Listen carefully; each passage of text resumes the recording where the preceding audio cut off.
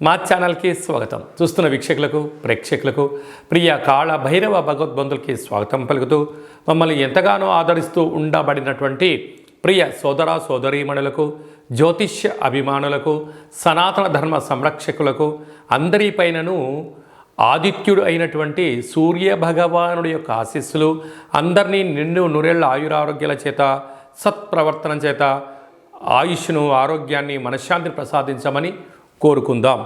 17/7/2024 నుండి 17/8/2024 వరకు ఏడాది తర్వాత కర్కాటక రాశిలో రవి భగవానుడు సంచారం చేయడం జరుగుతుంది.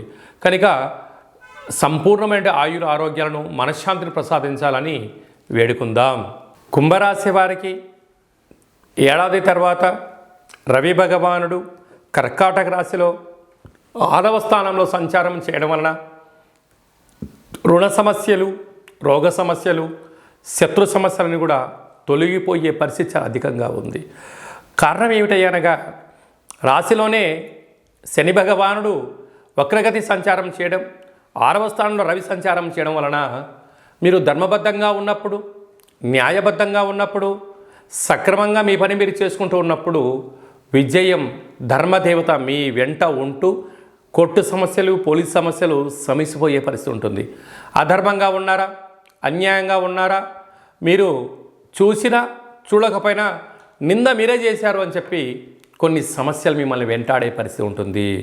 కనుక సత్కర్మ చైవ సత్ఫలితః, దుష్కర్మ చైవ దుష్ఫలితః అనేటువంటి కర్మ అనేటువంటిది ఎవరినీ వదిలిపెట్టదు. ఇది ఒకటి గుర్తుపెట్టుకోగలగాలి. మనం మంచి చేస్తే మంచే మనకు రిటర్న్ గిఫ్ట్ ఉంటుంది, చెడు చేస్తే చెడే రిటర్న్ గిఫ్ట్ ఉంటుందని చెప్పి కుంభరాశి వారు బాగా గుర్తుపెట్టుకోవాల్సినటువంటి సరైన సమయం అని చెప్పి గుర్తుపెట్టుకోవాలి.